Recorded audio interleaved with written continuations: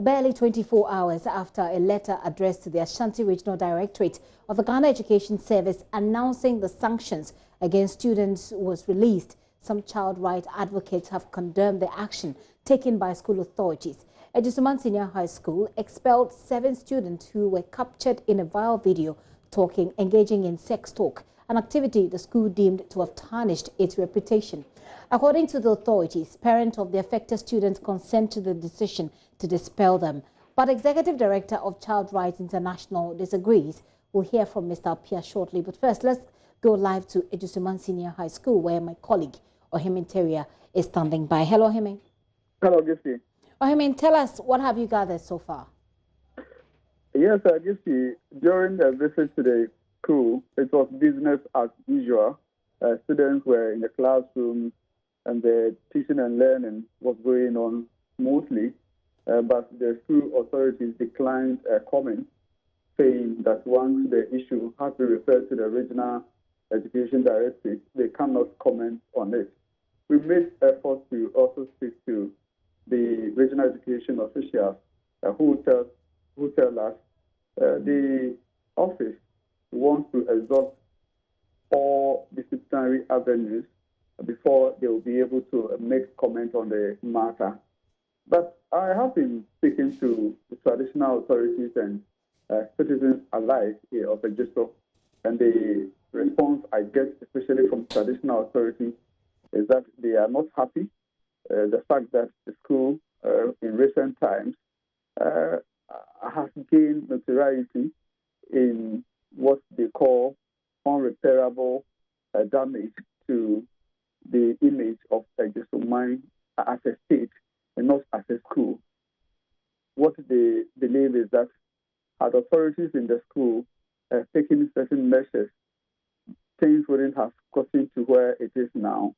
For residents, they are also not happy due to the fact that the school has also brought some shame onto them whenever they go out. The likelihood of people pointing fingers at them because the school's name is associated with Ejiso, which currently is made up of about 58 communities, is what they had wanted to avert, and they have been pleading with school authorities to do everything possible to reverse the school's current image to the old time where the school used to produce intellectuals and other what they consider big names who have been contributing meaningfully to society. Ohime, let me just find out quickly from you whether or not authorities of the school have had calls, especially from civil society organizations, for them to bring back the girls to the boarding house. You see, I couldn't get response of the school authorities on that one. Like I said earlier, they declined a comment on the issue because they have referred the issue to the Regional Education Office. And the Regional Education Office wants to exhaust all disciplinary avenues available to the directorate before it can comment on the matter. Don't forget, when the first issue, what we became known as the first scandal, hit the Ejisuman Senior High School in 2018, the matter was first adjudicated at the local level where the school's disciplinary committee sat over it. And when it was not satisfied with the results that it got, it referred the matter to the regional disciplinary committee. And the regional disciplinary committee took the issue further by interdicting the teachers involved. And that is where we got to know that 5 of the teachers, at least 5 teachers, were sacked in 2018, and 4 others were also put on transfer. So for education officials, there's a procedure that issues of this nature has to go through, and that's the process they have started. Okay. First at the basic level, at the regional level, and then it's be forwarded to the national level for approval and response. Ohime, you talked about the teachers who were found culpable of engaging in sexual misconduct with these children earlier. What I want to find out is that the teachers you mentioned, you said that they were sacked from the school. But we also know that back then in 2018, even when there was the recommendation for them to leave the school, that they were still on the campus. Have your checks revealed their presence or absence in the school so far? For the little background checks that I made, the response that I got was that these teachers are no more with the Ejisuman Senior High School. Those who were put on transfer are no more. They are on transfer. And those who were sacked, they were not just sacked from Ejisuman Senior High School, but it was an order from the GES Council, the National GES Council, that approved recommendations by the National Disciplinary Committee. And these teachers, according to my checks, are no more with the Ejisuman Senior High School. All right. So as it stands now, I just quickly, have you had the chance to speak to any of the students, those involved and those not? Not at all. Not at all. It's difficult at the moment because at the time we went in, some of the students were on break, whilst others were also in the classroom learning.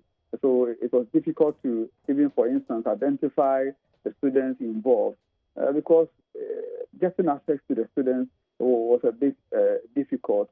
Because of this issue, one of the students, whom I contacted, told me school authorities have had discussions with them that they should shun, media for now. So I'm sure that is what is playing now.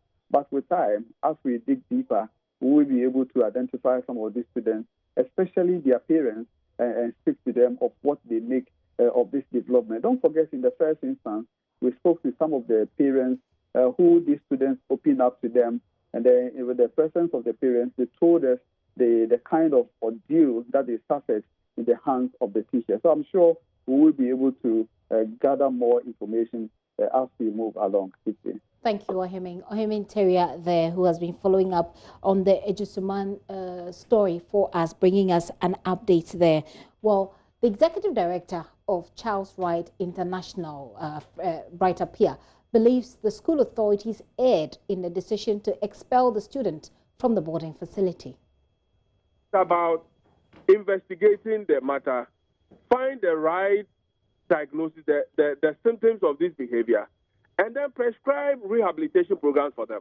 For me, that is what it is. Isn't that what the school did with the initial investigation? They did not. They did not.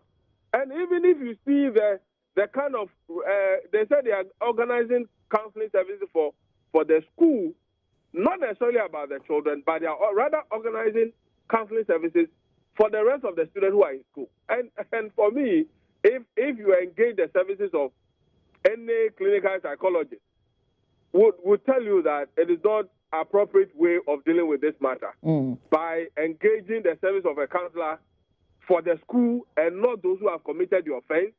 I think that there is something wrong. Again, it comes back to the issue of the parents sitting down with the school to agree. It should send a signal even to the school authorities that there's a relationship issue between the students and their parents, that they even have to have interest in addressing that issue, because you have not done anything in relation to the state of the children. You've not done anything in relation to the state of the children. All you are interested in is the dignity of the school and how the school's name has been protected and all that. But these are students that we are making investment. The taxpayers' money is being used to train these children. So if they are exhibiting behavior that is contrary to the behavior that we expect any student to exhibit, it is our responsibility to ensure that they acquire the normal behavior that is expected of them. And that, for me, is what they fail to do. But in this case, I don't think that punishment is the best option. Brighter Pia is Executive Director of Child Rights International. He is not the only one, or the group is not the only group against the move by the Ejisuman Senior High School authorities. The Africa Education Watch has also released a statement this afternoon. I'll give you details of that statement. It has a number of paragraphs. I'll take you to paragraph 4, in which in all of the other paragraphs, from paragraph 1 up until 3, it talks about the rights of every Ghanaian child to education. On paragraph 4, it says punishing girls by sacking them. Actually, let me start from paragraph 3. It says, according to Section 2 of Ghana's Children Act, the interest of the child shall be primary consideration by any court, person, institution, or other body in any matter concerning a child. The fourth paragraph says punishing girls by sacking them from boarding school only places them in hostels without any parental or school control. This exposes them to further delinquency and harm from society. A positive discipline strategy must reform offending students rather than expose them to even higher levels of delinquency and truancy. Paragraph 5 talks about the GES taking a second look at deboardinization of as a form of punishment in general for boarding students, and to adopt progressive sanctions that actually reform offending students.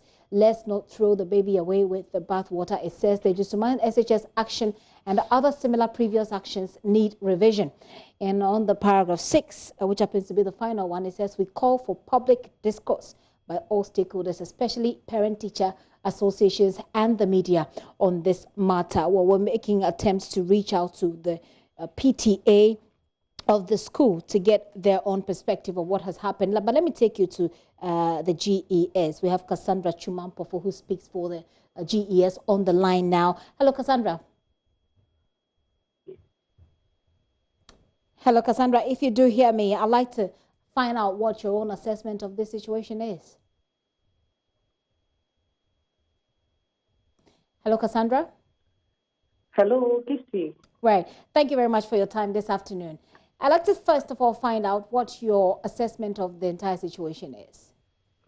Well, thank you so much for the opportunity. I would say that it's really an unfortunate situation, and that is the reason why we have stepped up our guidance and counseling coordinators have moved in. I know that Ashanti Regional Education Directorate and the guidance and counseling coordinator, they have moved in to join the local, that's the district and the school coordinator, to engage them further, especially the students that were found in that practice. And not only that school where Ejisuman, but the other schools that we found the students engaged, such as online, social media, whatever practice there.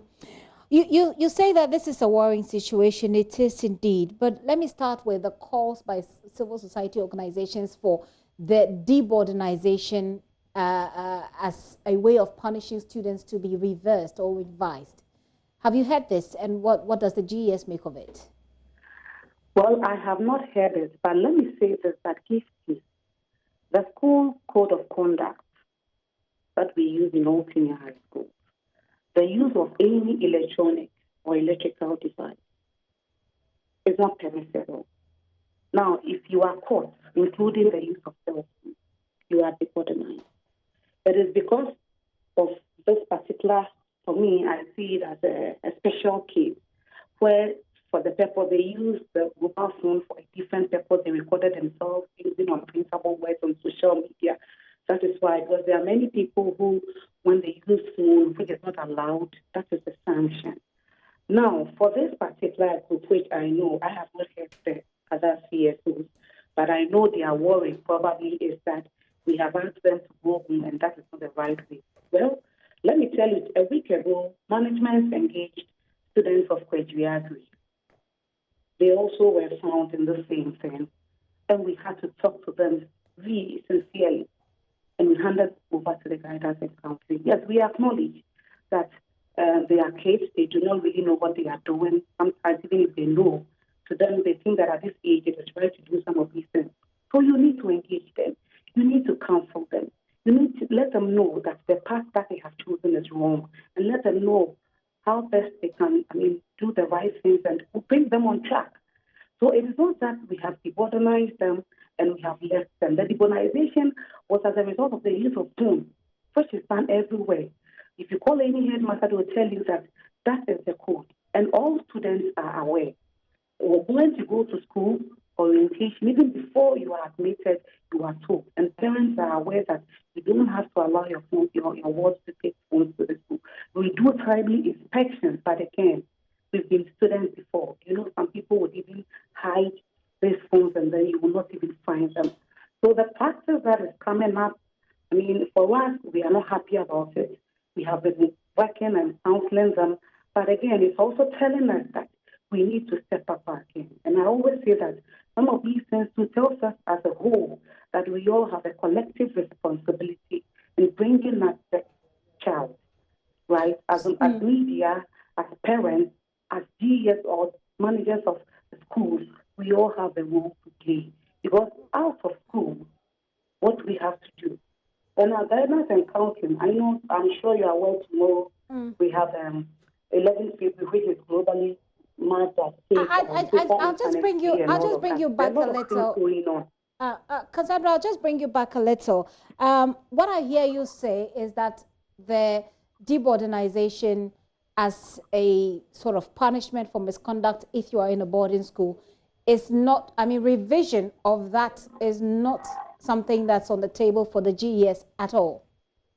Revision of the regulation to deboardinize people. Well, if we are calling for a revision of that, that can be done, but that is not for me to talk about it. I think when management can look at it and then say that probably the sanction for the use of cell phone or any electronic or electrical gadgets should not be A or B.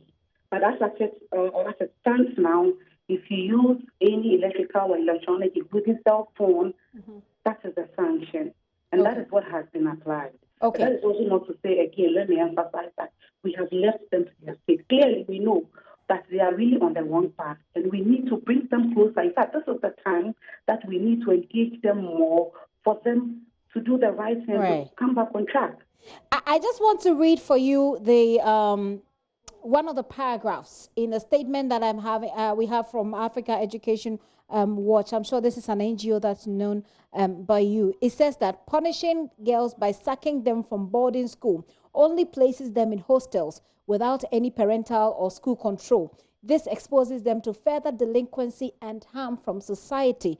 A positive discipline strategy must reform offending students rather than expose them to even higher levels of delinquency and truancy. Is this a statement you agree with as GES? Well, that's just their view, and I don't think that they are entirely wrong. And I'm sure management can look at it again. It's an old code. I'm sure probably when we are reviewing the code of conduct in senior high school, that can also be looked at. But they are not entirely wrong. Okay.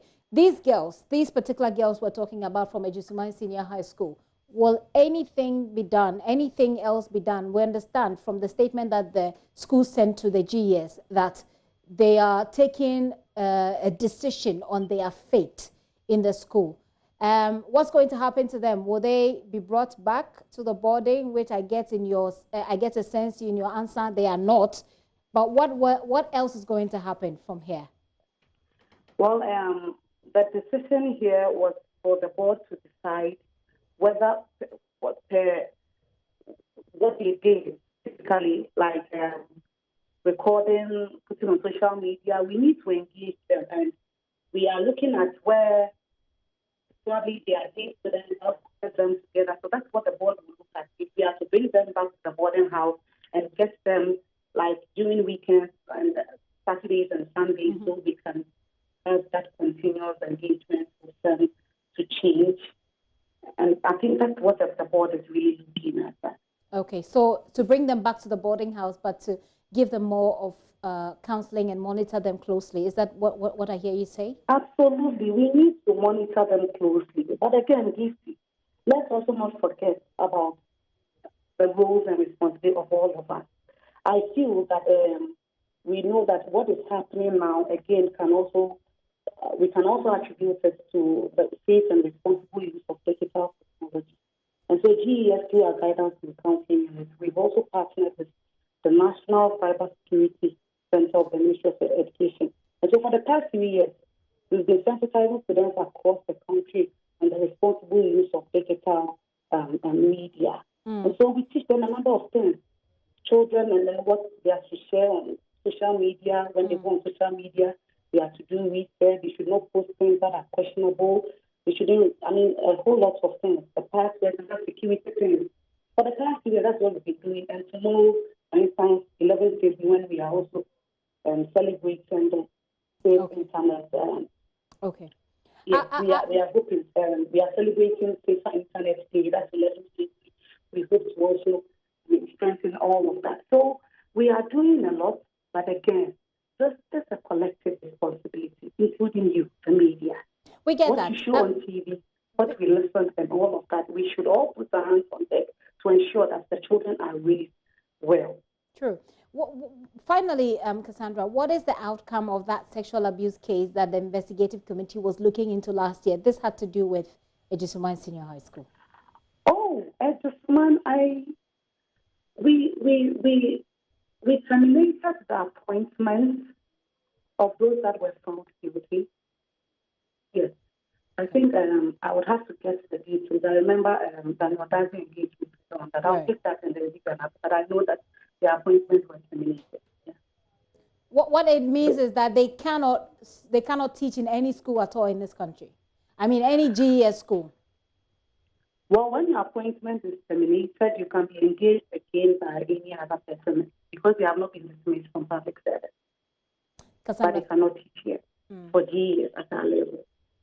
Cassandra, thank you very much for your time this You're afternoon. welcome. Cassandra Chumampofu speaks for the Ghana Education Service. If you heard what she's saying, revising the law or the regulation on using mobile phones in school, or on the use of mobile phone in school and its accompanying punishment, which is deboardingization, is not really something that's on the table at the moment. But yes, they could always look at it later on. It's not being considered at the moment, but she talks also about the girls being monitored in the possibility of them being brought back to the boarding house.